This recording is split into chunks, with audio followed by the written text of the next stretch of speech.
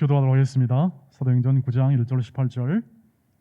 사울이 주의 제자들에 대하여 여전히 설교업과 설교 등등하여 대사장에게 가서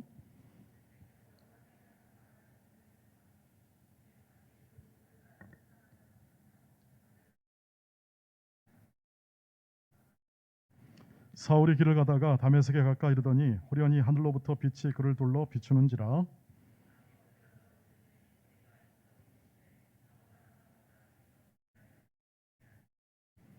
대답하되 주여 누구시니까? 이르시되 나는 내가 박해하는 예수라.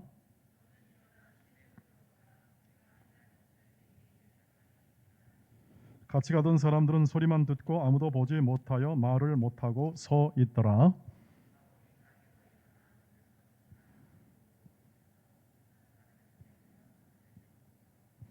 사울 또한 보지 못하고 먹지도 마시지도 아니하니라.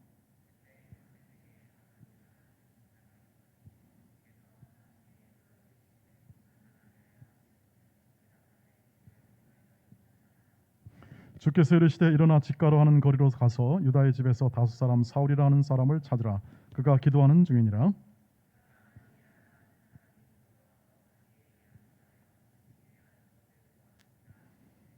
아나니아가 대답하되 주여 이 사람에 대하여 내가 여러 사람에게 들은사온즉 그가 예루살렘에서 주의 성도들에게 적지 않은 해를 끼쳤다 하더니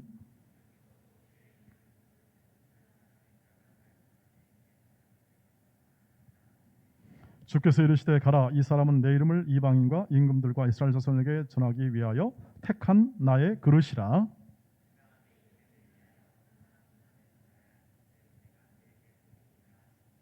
아나니아가 떠나 그 집에 들어가서 그에게 안수하여 이르되 형제 사울아, 주 곧 내가 오는 길에서 나타나시던 예수께서 나를 보내어 너로 다시 보게 하시고 성령으로 충만하게 하신다 하니 즉시 사울의 눈에서 비늘 같은 것이 벗어져 다시 보게 된지라.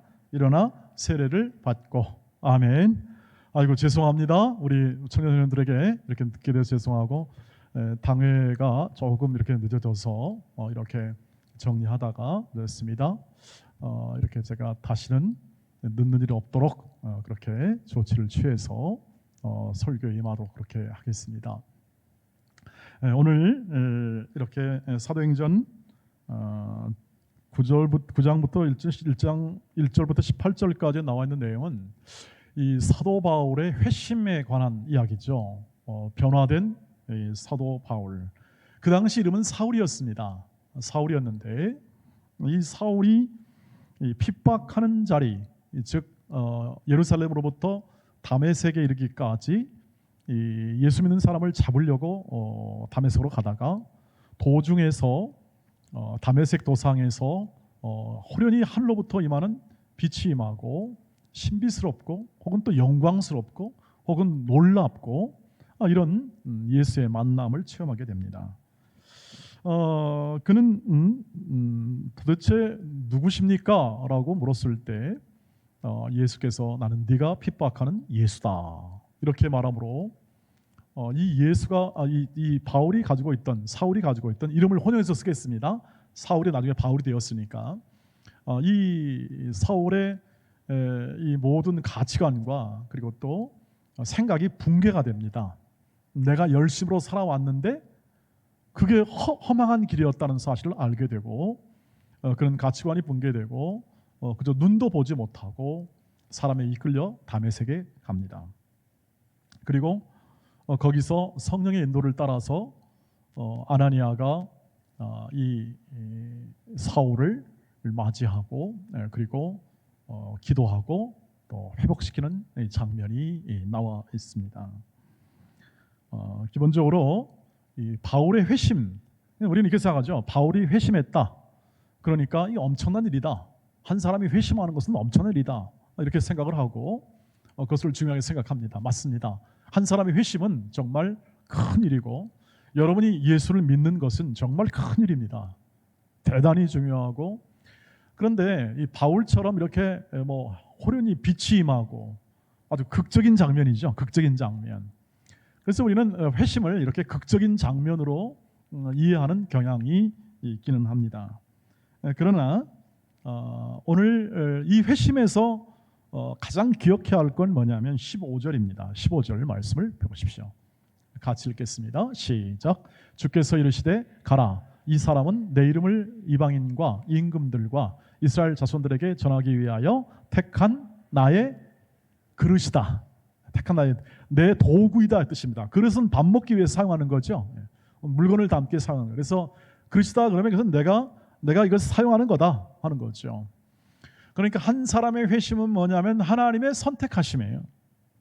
하나님이 선택하시는 거예요. 그래서 회심이 일어나요. 마음의 변화가 일어나요. 그러니까 여러분이 어떤 마음의 변화가 있다 하는 것은 하나님의 개입하심이다. 하나님의 손길에 개입하심이다. 이렇게 이해할 수가 있겠습니다. 즉 사울을 붙들어 주시는 거예요. 사울을 붙잡는 거예요. 다메섹으로 그냥 쭉 가면 그는 열매 없는 인생이고 빈 인생이죠. 근데 그걸 놔둘 수가 없어요. 놔둘 수가 없기 때문에 어떻게 합니까? 붙잡아야 돼요. 붙잡아가지고 길을 바꿔요. 길을 바꿔가지고 하나님이 원하시는 길로, 주님이 원하시는 길로 바꾸는 이 과정을 지금 하나님이 선택하시고 그리고 그를 구원하시는 과정으로 우리가 이해할 수 있습니다. 이것이 굉장히 중요하다고 그랬죠.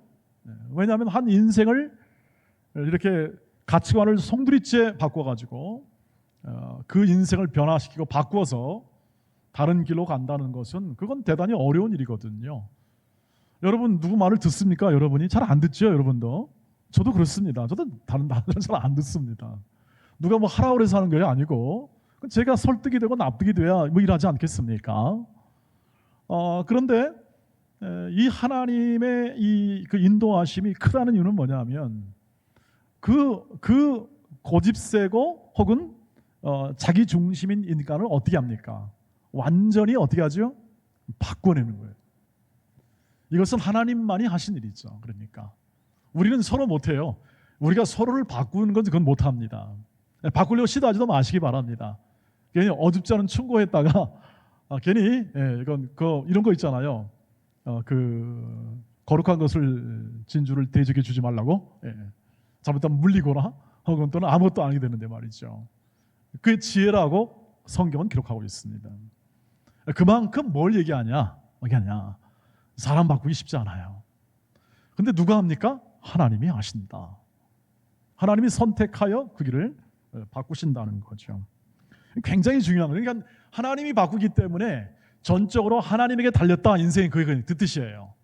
하나님의 인생이 그 인생이 하나님께 달려 있다는 거죠.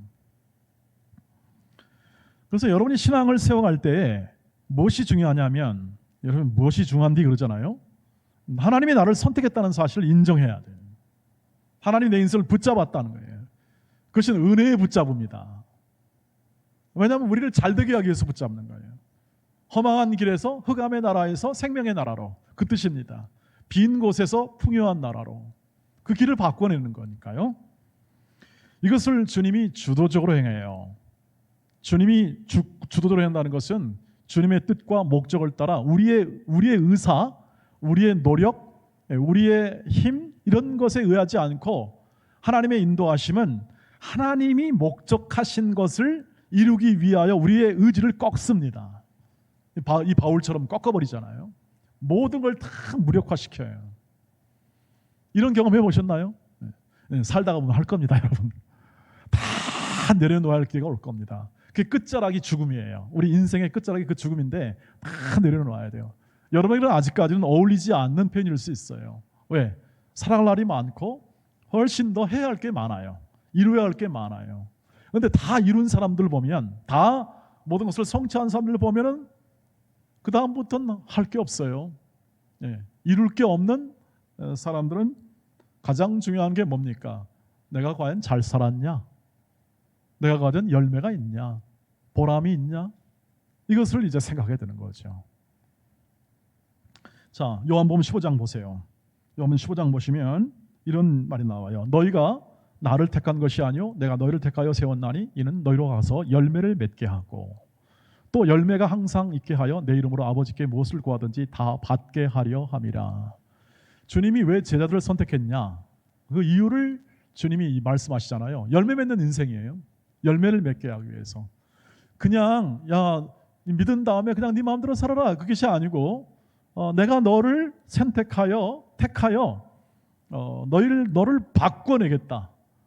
너의 뜻대로 너의 인생을 네 마음대로 살겠다는 모든 너의 발상과 생각을 완전히 바꿔서 하나님의 뜻대로 살고 하나님의 말씀대로 살아서 열매 맺는 인생이 되게 하겠다는 것이 주님이 선택한 이유예요. 그럼 왜 교회로 불러주느냐? 왜 교회로 다 부르느냐? 그래서 교회 한 몸 되게 하느냐? 똑같습니다. 열매 맺게 하기 위해서요. 여러분의 인생을 열매 맺는 인생을 만들기 위해서 부르십니다. 그 열매가 무엇일까요?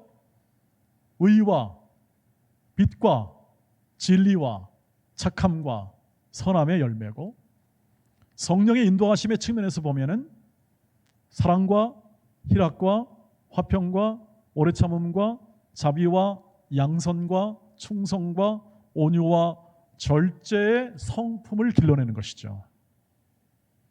그것을 통하여 뭐합니까? 우리는 저 사람은 예수 믿는 사람이구나. 저 사람에게는 하나님이 있는 거구나.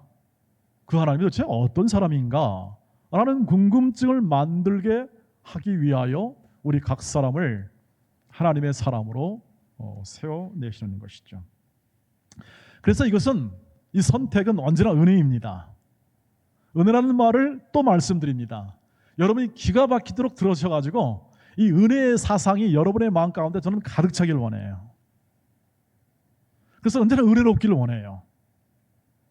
왜냐하면 그것이 아니라면 우리의 신앙도요 굉장히 위험성이 있어요. 신앙이라는 게.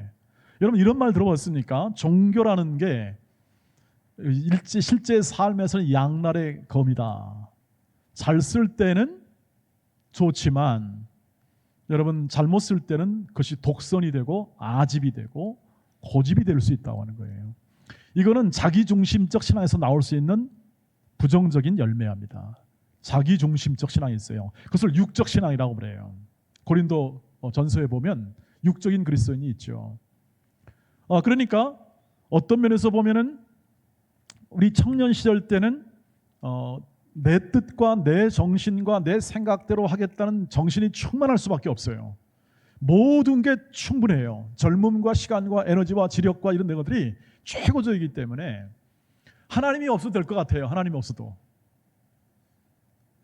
그러나 이제 인생을 살아보고 사회에 들어가서 일을 해보고 하게 되면은 우리가 얼마나 험한 세상이든지를 알게 되면서 점점 어려움과 환난을 겪으면서 세상이 무섭다는 걸 알게 되고, 제일 무서운 중에서 누가 주냐? 사람이 제일 무섭다는 걸 알게 돼요. 사람이.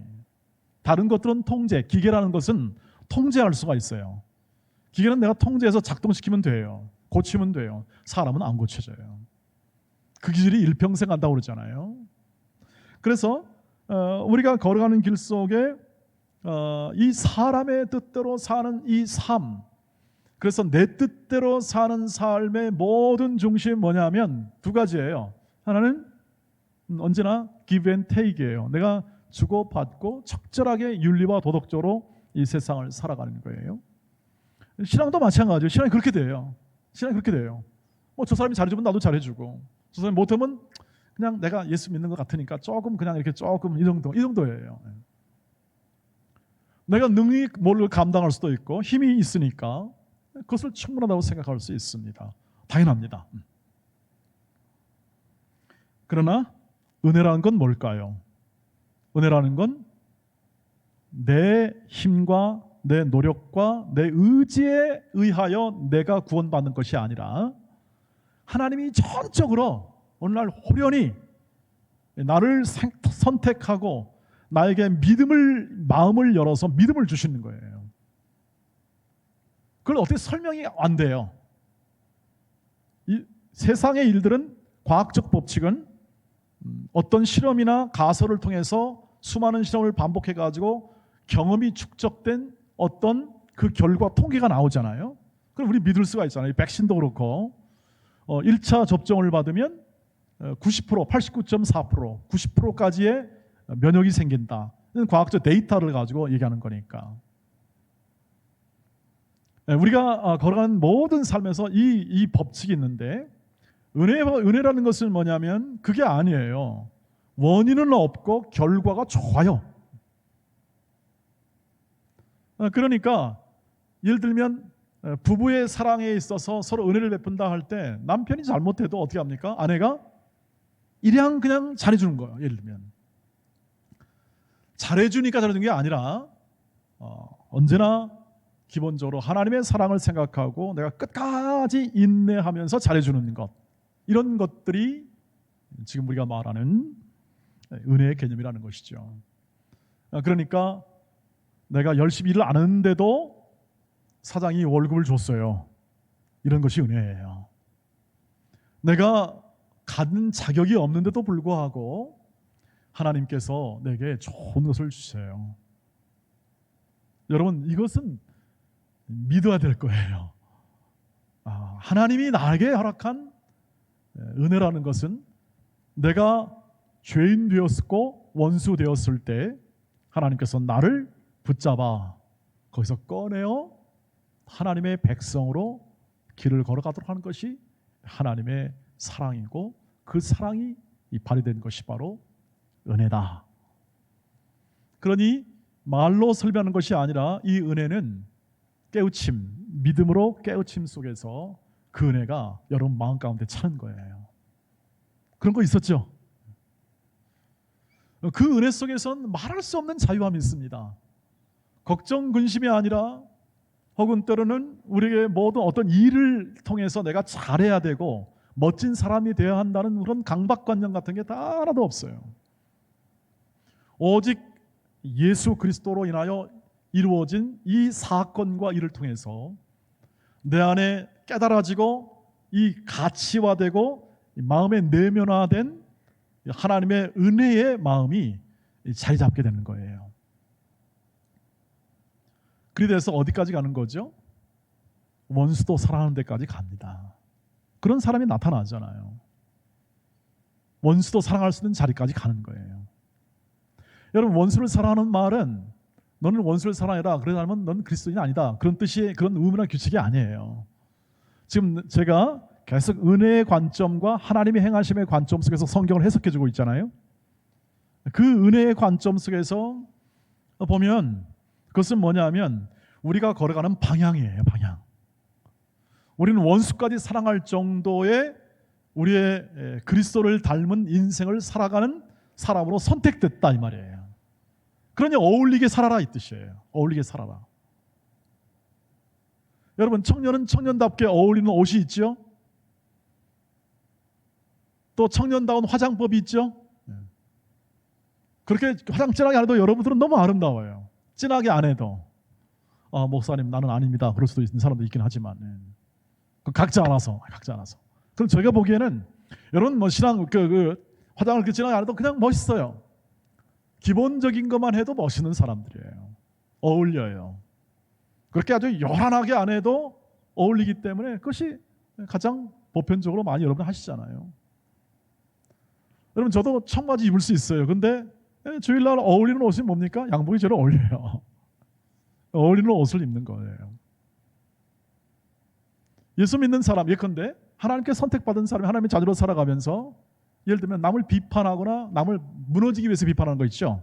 건전한 판단, 그 다음에 서로 크리티즘, 서로 비평해서 서로 세워주는 건 그건 괜찮은 거예요.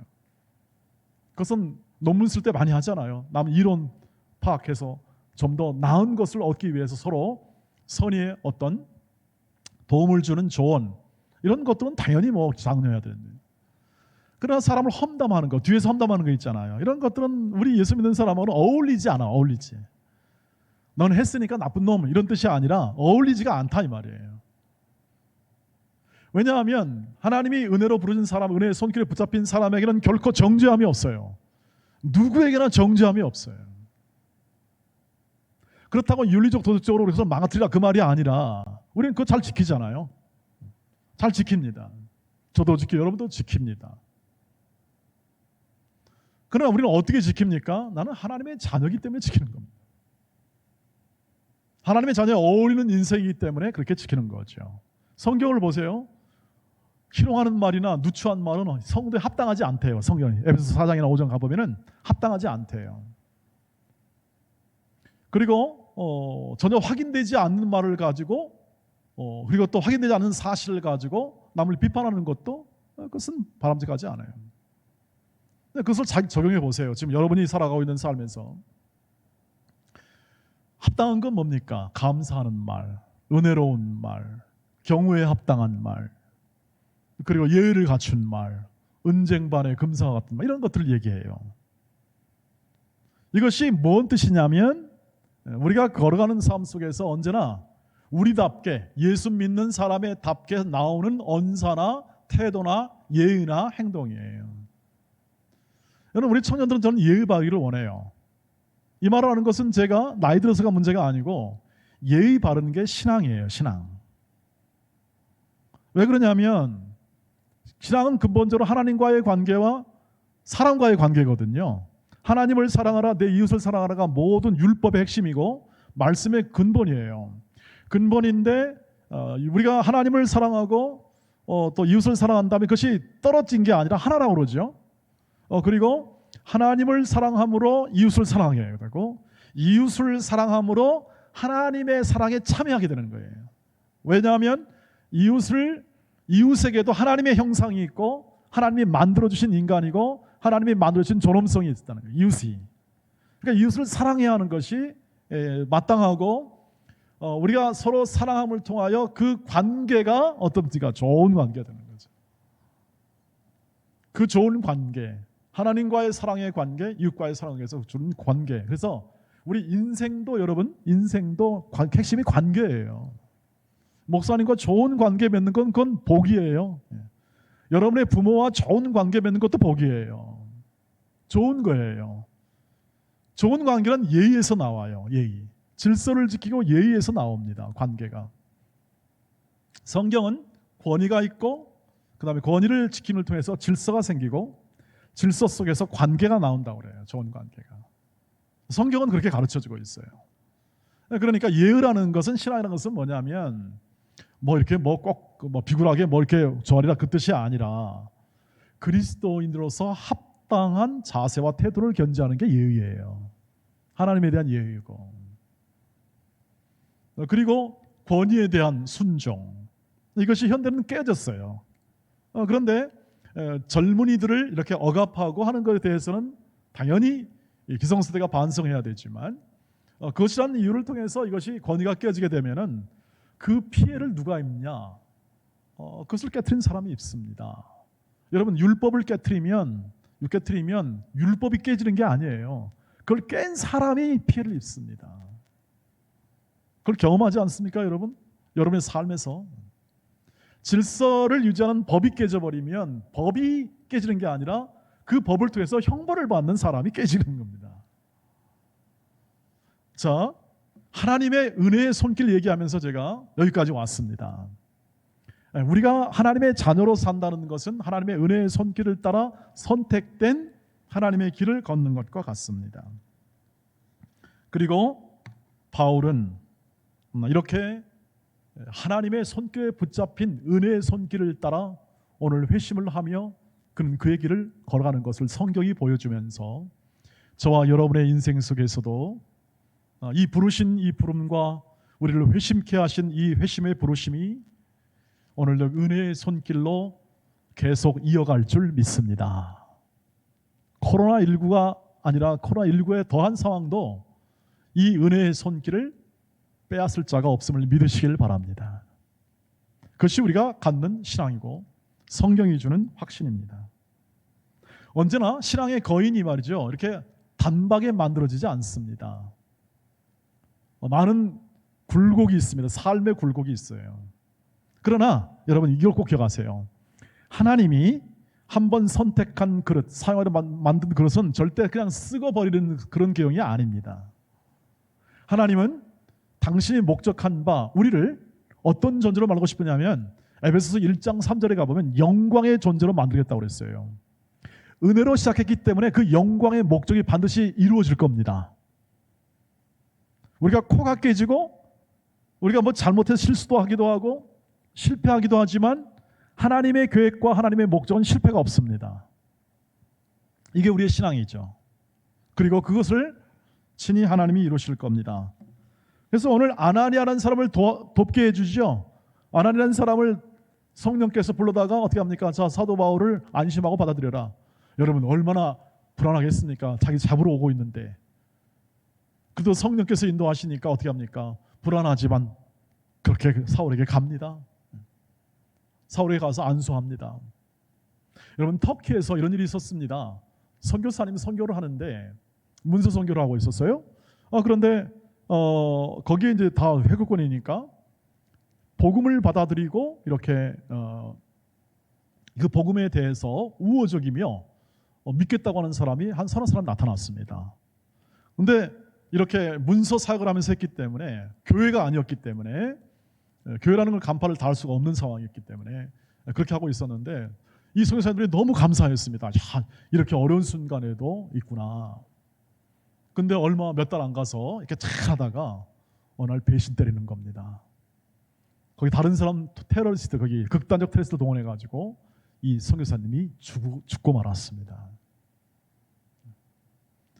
여러분 이런 일들이 지금도 일어나죠. 이렇게 그냥 속여가지고 혹은 또는 극단적인 어떤 속임수를 통해서 선교 사역을 방해하고 사역자를 죽이는 일들이 종종 일어납니다. 이슬람권에서 특별히. 왜냐하면 그게 자기들의 종교를 지키는 것이다, 자기들의 신을 지키는 것이다 하는 그러한 신념으로 그렇게 하기 때문에 서슴없이 그것이 불법인 줄 알면서도 그렇게 해버리고 마음처럼. 여러분, 그러니 이 아나니아 입장에서는 어떻겠습니까? 얼마나 불안하겠습니까? 자기를 잡으러 오는 사람들인데 그 사람에게 가서 안수하고 기도하라? 어떻게 하면 좋겠습니까? 근데 성령이 음성을 들려줍니다. 성령께서 괜찮다, 내가 택한 사람이다, 불안하지? 괜찮다, 가라. 여러분 어떠십니까? 자, 이 믿음의 길이, 저와 일 걷는 이 믿음의 길이, 이 청년시대의 믿음의 길이 과연 내 인생을 보장할 수 있을까? 불안하지 않습니까, 여러분? 사회에서 욕 좀 먹으니까 여러분, 아니 교회가 왜 이런가 그런 생각도 들지 않습니까? 아니 좀 잘하시지 좀. 어떤 생각이 드십니까? 여러분 그 생각이 들 거 아니겠습니까? 사회에서 말하듯이 윤리적 도덕적으로 뭐 교회 뭐 어떻대요 뭐 하면서 말하지 않습니까? 세습을 합니다. 또 교회에서 또 이렇게 뭐 재정도 뭐 어떻고 그러면서 말을 합니다. 그럼 어떠십니까? 많이 위축되죠. 여러분 걱정하지 마십시오. 우리 교회 재정은 깨끗하고 튼튼합니다. 걱정하지 마십시오. 그리고 우리 교회의 모든 시스템들은 이 사회 윤리적 도덕적을 해치지 않고 언제나 이 사회를 섬기는 방향으로 언제나 생각하고 나가고 있습니다. 그 점은 제가 확신 있게 이렇게 말씀드릴 수 있습니다. 다만 오해가 있을 수 있습니다. 이해의 차이가 있을 수 있습니다. 견해 차이는 있을 수 있습니다. 그건 부정할 수 없죠. 자, 그럼에도 불구하고 이 사회라는 것은 교회, 즉 예수님을 이해하지 못하기 때문에 언제나 기독교 역사를 보면은 이 시대 때부터 언제나 박해하지 않으면 가만히 있거나 그 다음에 오해하지 않으면 그냥 평화의 길을 가다가도 그들의 욕구와 그들의 기준에 안 맞으면요 언제나 사회는 교회를 비난했습니다. 그게 기독교 역사예요. 그래서 중세시대 때는 교회가 한번 더 커보자 해가지고 세상의 권력을 압도했습니다. 그런데 세상 권력을 가지고 압도하다 보니까 어떻게 됩니까? 마녀 사냥을 합니다. 종교 재판을 합니다. 교회가 하지 말아야 할 것을 하는 거죠. 그러니까 세상 권력으로 하는 게 아니에요. 교회는 하나님의 사랑과 하나님의 말씀으로 성령을 통하여 다스림을 받고 하는 것이 교회인데 세상 권력적 힘을 가지고 크게 해가지고 해보려고 하니까 어떻게 합니까? 부작용이 일어나더라. 그게 기독교 역사예요. 여러분 교회가 욕 안 먹는 게 좋습니다. 그런데 교회가 욕을 안 먹을 수가 없어요. 우리나라는 그래도 조금 이해하다가 최근에 와서 이렇게 아주 그런 본 모습을, 세상의 본 모습을 드러내고 있는 것입니다. 우리가 잘했다를 떠나서 더 높은 차원에서 교회를 바라보십시오. 교회는 욕을 먹으면서 교회는 세상의 핍박을 당하면서 오늘 사도행전처럼 하나님의 사람들, 즉 하나님께서 사용하시는 사람들, 하나님이 은혜의 손길로 선택한 사람들에 의하여 교회가 그 모든 부정과 어려움을 딛고 성령을 통하여 교회가 전진해 나갑니다. 이 점을 꼭 놓치지 마세요. 교회가 강해서가 아니고 교회가 물적 재력 혹은 인적 인프라를 다 갖춰서 세상을 압도하는 게 아니에요. 성령의 인도하심은 언제나 약함이에요. 약함, 부족함, 실패. 예수의 십자가에 실패가 있죠. 예수의 십자가에 실패가 있고 예수의 십자가의 모욕과 수치가 있어요. 그냥 개인이 당한 게 아니라 그 당시 권력, 이 세상의 권력과 이 세상의 힘에 의해서 되는 거예요. 그걸 당합니다. 당하는데 하나님은 그 예수의 죽음과 약함과 그 당함의 그 과정을 가지고 우리를 구원시킨다는 것을 말씀을 드렸습니다. 제가 지난번에. 이것을 아셔야 합니다. 교회는 약해도, 교회는 부족해도 하나님이 교회의 주인이기 때문에, 머리시기 때문에 하나님의 뜻에 의하지 않고는 교회가 망하는 법이 없습니다. 여러분, 망하지 않는다면 걱정하지 마십시오. 흥할 날도 있을 줄 믿습니다. 그게 주님이 다시 오시는 날 이 세상을 완전히 뒤바꾸는 온전함을 이루는 마지막 날이 된다고 성경은 우리에게 약속하고 있습니다. 그때까지 쉼없는 우리의 모든 이 현실의 삶은 언제나 견제받고 그다음에 판단받고 그리고 그들의 마음에 맞을 때는 평화롭지만 그들의 의사와 그들의 마음에 맞지 않으면 언제나 공격할 겁니다. 그래서 무슨 뜻입니까? 너무 그런 소리에 위축되지 말고 거기에 귀 기울여서 여러분의 마음이, 신앙이 이렇게 다운되지 말고 하나님이 붙드는 거룩한 인생이고 하나님이 붙잡은 인생이기 때문에 그 길은 실패가 없고 다만 시련과 고난과 그 모든 아픔 속에서 하나님이 그 뜻을 이루신다.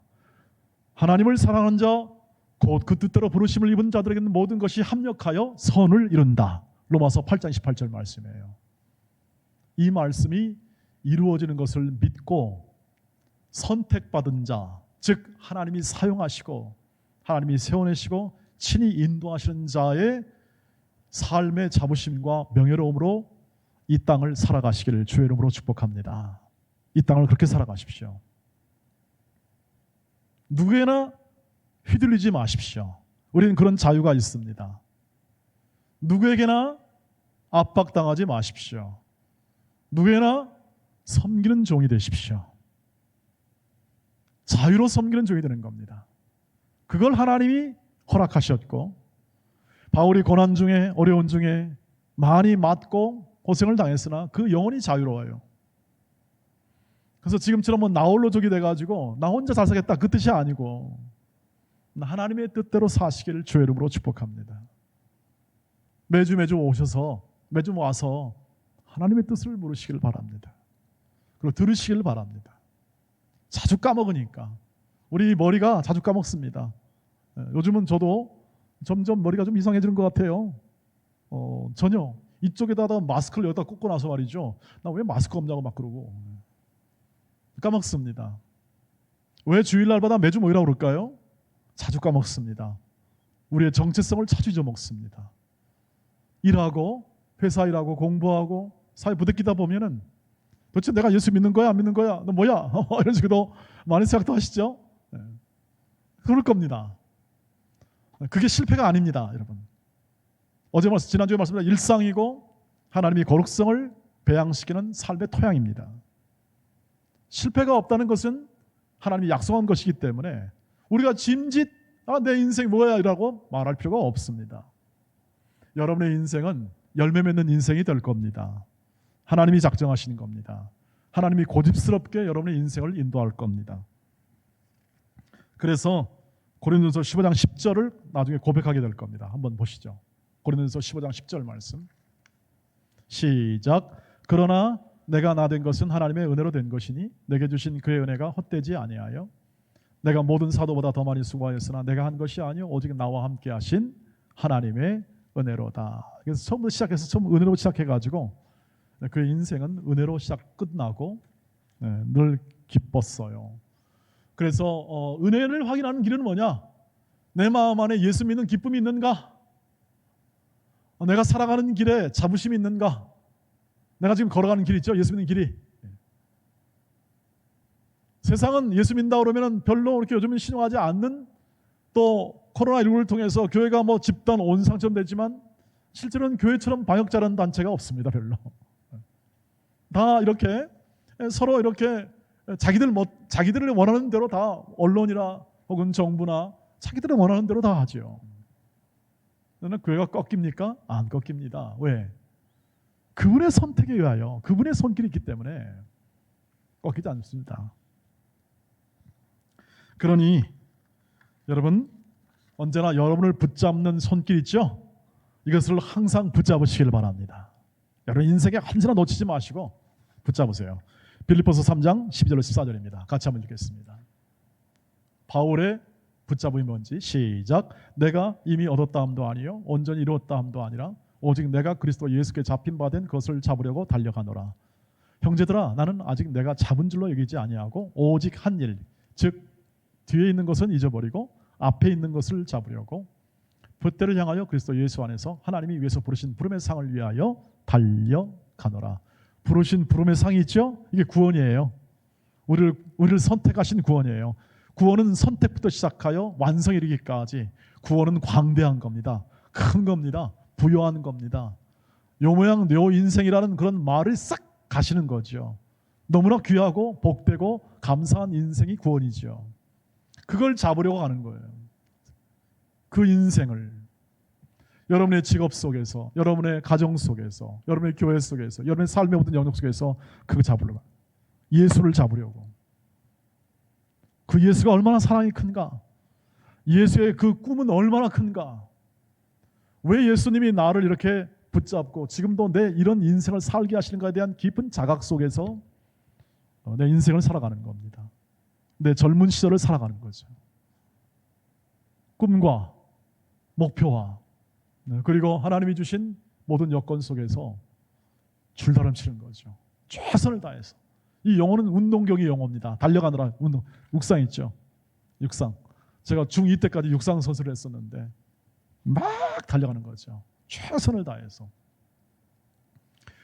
여러분의 인생 가운데 이렇게 예수를 붙잡고 예수만으로 충분했다 하는 그러한 신앙 고백이 여러분의 열매가 되고 그것을 은혜로 이끄시니 그 은혜를 시작해서 여러분의 인생이 은혜로 마치는 그러한 소중한 은혜의 사람으로 날마다 성장하시기를 주의 이름으로 축복합니다. 기도하겠습니다. 고마우신 주여, 주의 은혜로 시작했으니 이 청년들을 주의 은혜로 이끌어 주시고 주의 은혜로 완성시켜 주시고 은혜의 사람으로 굳게 세워 주시옵소서.